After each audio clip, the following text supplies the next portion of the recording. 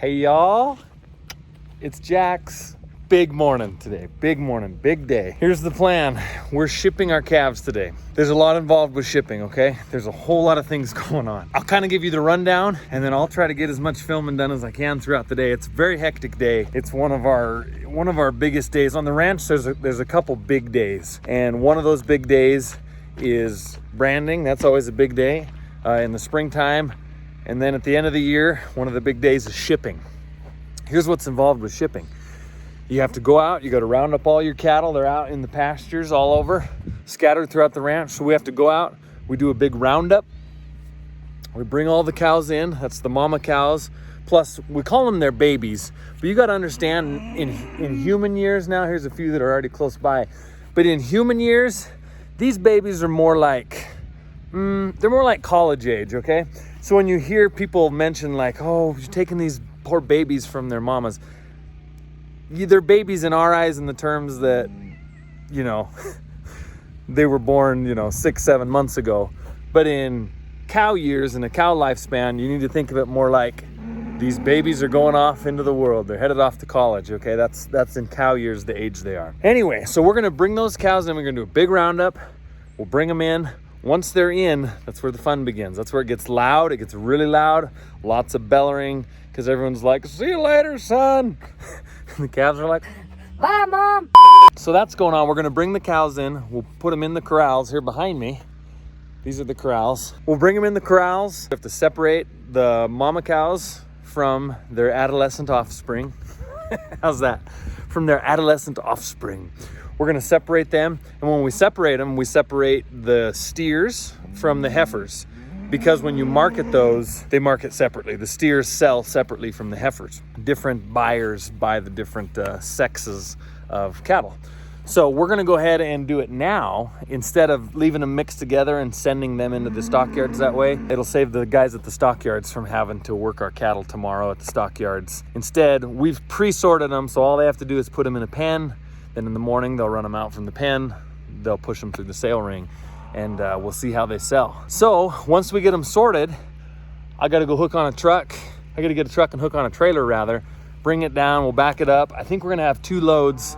Something else that we're doing this year, meaning we're going to pick through our cow herd very carefully and get rid of anything that's not producing right. Just because it's so dry and we're so short on feed, we can't afford to feed any inefficient cows. If they're not pulling their weight, we can't keep them around. That's just the reality of the cattle business. Let me give you an example of this. If a cow is 1,600, 1,700 pounds, that's a big old mama. That's a big old cow. That cow eats way, way, way more feed on a winter day than a cow that's 1,200 pounds. So those big cows, we're gonna have to go ahead and let them go just because we can't afford to feed them. Speaking of that, what's this cow doing? Hey. She wanted to come say hello. Hey, girl. Ready for a shipping day? Ready to send them kiddos to college?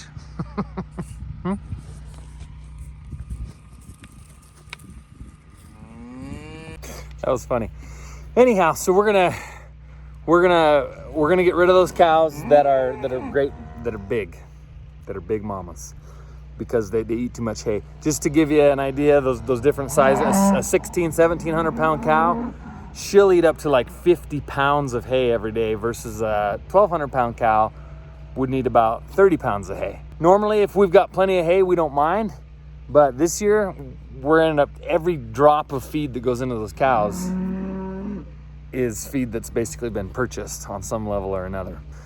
So, not only do we got to separate these calves, get them ready to go, we got to sort through the cows and get rid of any of these ones that aren't efficient, and then send them in. Here's another thing that makes today and tomorrow, what's going to happen today and selling these calves tomorrow, even more wild. Cattle folk, people that raise and ranch cattle for a living, they get 1 paycheck a year. 1 paycheck. Now, can you imagine that? Imagine whatever it is you do, whether you're a mechanic, you're a truck driver, you're whatever it is you all do out there. I know we have a lot of people watching from a lot of different backgrounds and whatnot. Imagine you get 1 paycheck a year. Imagine take it a step beyond that. You've got to budget your household, your personal household, based on one paycheck a year. Not only your personal household, imagine you've also got to budget your business, all based off one paycheck a year. And you don't ever know from year to year exactly what that paycheck's going to be because the market fluctuates every year.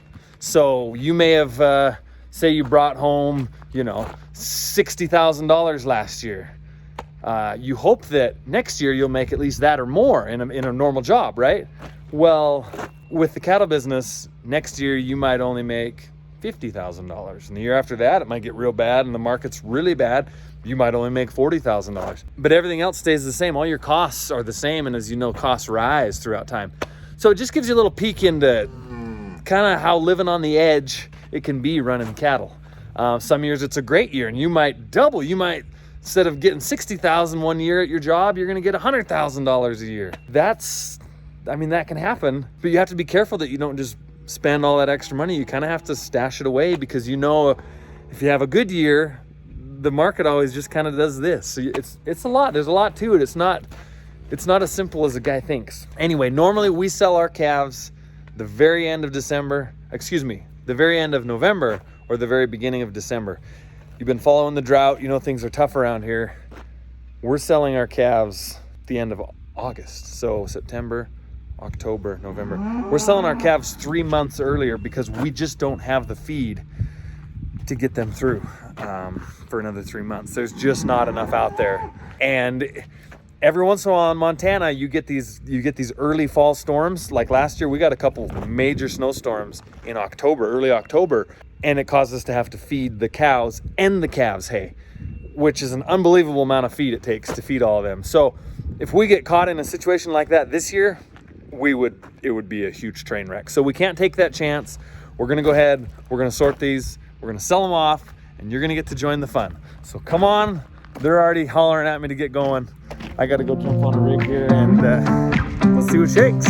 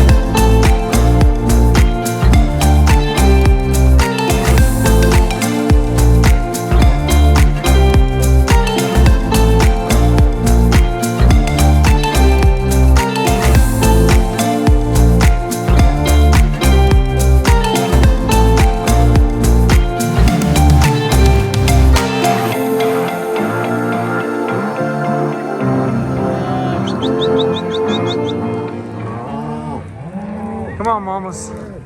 Down the hill.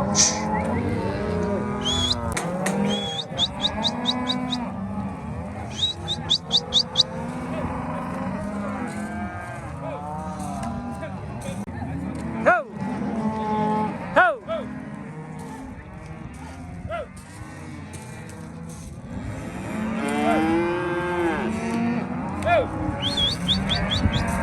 So what we're doing, we got to bring all these cows in. They're obviously already in.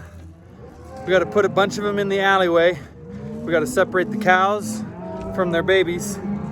We got to separate the steers from the heifers, and also separate any older cows that are no longer producing, so we can ship them as well. Trying to whittle the numbers down so we can squeak through this winter time.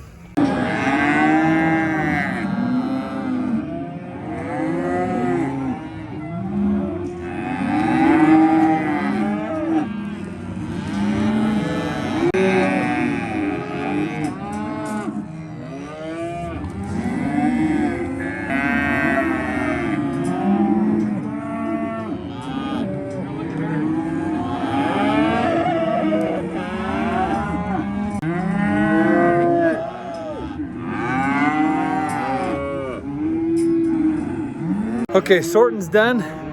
Got the steers over here. Those are the steers. Those are the heifers. They sell them separately. So we sorted them out. What we got to do next, sorry it's pretty loud. We've got a bunch of cows over here, and what those cows are, some of them are cows that did not get pregnant this summer from the bulls. So of course we'll sell those. And then we've got another handful of cows in there that we're gonna sell for a few reasons. Some of them are just really, really big cows, and they eat a lot of food. In a winter like this, where all the food we have, we've had to pay for. You know, we've had to buy the straw, buy the feed, buy the grain. Everything they eat is coming right out of our pocket. So these cows that are huge and aren't quite as efficient because they're so big, we're gonna send some of them as well. And then lastly, there's a couple of, better get out of the way. Lastly, there's a few cows in there that are crippled, have some problems with their feet. That's just a normal thing that happens with animals. So we're gonna pick through them here and see what we can find.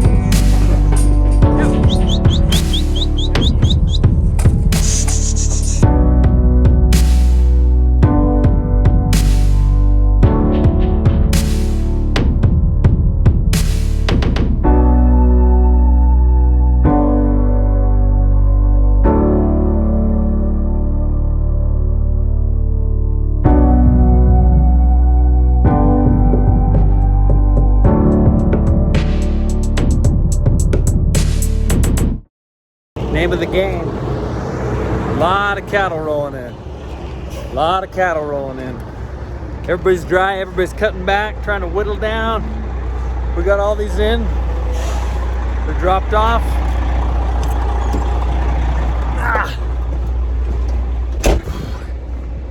And we're just waiting on old Roos. He's doing the paperwork.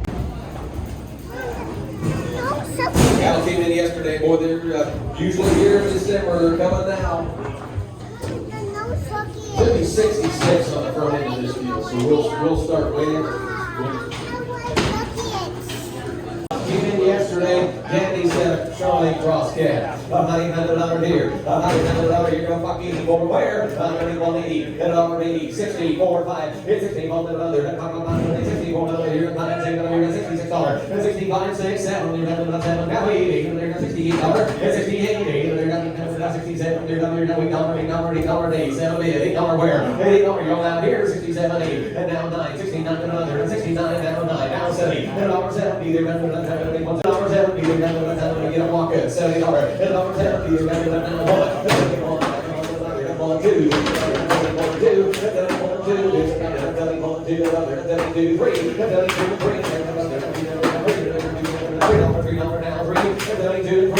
Look at the kind, boys. Look at the kind. 72, 3. Look at the weight condition. 72, 3. 72, 3. Look at that. 72, 72, you want to try it? 72 and a half. 72, 2. 74, 5.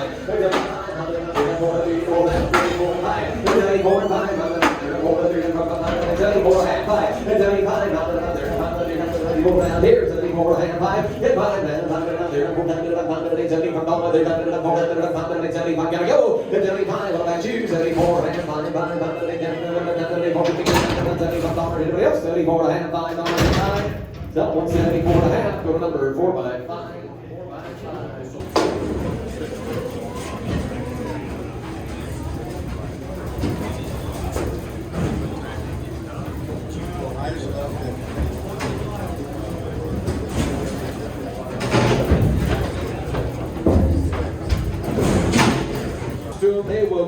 in the barn. Underneath 50, now 1. 50, 1, now another. 50, 50, 1, 2. 50, 1, 2, another.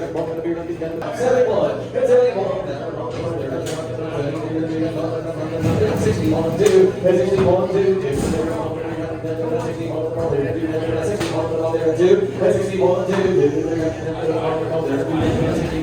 Hold one, everybody. Here we go. 61, 2, 3, and then 3, another, 4, another. Well, y'all, that's it. That's shipping. Done and done. Pretty all right, I would say. Those calves this year ended up bringing within $10 per animal of what they brought last year. And because of the drought, we sold them, well, I mentioned it earlier, 3 months earlier this year than last year. So we basically got the same price for them, and we kept them way longer last year. We put way more input into them last year. So all in all, that's a pretty good thing. And to close this out, I want to show you guys something that's pretty cool. I may have mentioned on my Instagram, if some of you guys follow along there, that we got some pretty substantial rain. First substantial rain, like legitimate rain, we've had since May here last week. And in that time, the ranch, as you can tell behind me, is really getting green. And this is what's exciting. Check this out. These are alfalfa plants, right? This was the old growth from this spring. It grew up this tall, and then it quit. The cows, of course, have grazed it off, and the grasshoppers have eaten it off. But look what's coming. Look what's coming up, you guys. Look at that. Fresh, soft alfalfa. Here's the cool thing. It was so cold and wet for those rainy days that the grasshoppers either got the fungus and died, or they moved on. There's hardly any grasshoppers left around. We got enough rain that this is growing up. This is making pasture. So, I almost tipped over. So, going into the winter time, it's looking like we're gonna get some regrowth out here, because the earth thinks it's springtime. It's been so dry for so long that grass went dormant, and then it rained enough and got warm again that the grass basically thought, hey, it's time. Look at this one. It's time to get going. It's time to get growing again. But it can sense that the season is late. Here's what's cool about these plants. These alfalfas, they just popped up this last week. And already, you probably won't be able to see it on there because of the sun. But already, it's budding. It's getting buds on it. It is about a 6-inch tall piece of alfalfa, and it's budding out. When it buds, it goes from bud to flower to seed. So it knows, it can tell, even though it has no way to know that it's, late August. It can tell that the season is drawing close, and it immediately started putting its power into making seed so that it can survive. Not that alfalfa needs seed to survive, but you know what I'm saying. Pretty cool, you guys. Check that out. What an unbelievable blessing to get that moisture. So now going forward, what that means is the cows that we kept that are out on pasture, this should provide enough feed for them, barring that it doesn't snow and bury everything real early. It's going to provide enough feed for those cows probably to graze into December. And every day that they can graze out here in the fall and into the winter is the day that we don't have to feed them. As I mentioned before, any of the feed that they're going to eat is going to be stuff that we've had to put money out of our pocket into. It's not this free feed that grows on its own. So it's really exciting. Some of you may be wondering, I'll try to think of any questions you might have. With it getting green like this, you might wonder, well, why did you get rid of those calves? And I may have mentioned this earlier in the video, but we can't take the risk of getting an early snowstorm and being caught with calves on the ranch, because we don't have any good high value feed to keep those calves growing. So anyway, it's good. It's good. On to the next season's crop. These mama cows all got babies growing in their bellies, and come late January, we'll start the cycle all over. But for now, we got to figure out how to get the rest of our feed situation wrapped up. So we're going to start working on that, and hopefully provide you a little more adventure to follow along. Till then, hope wherever you're at, you're growing some grass.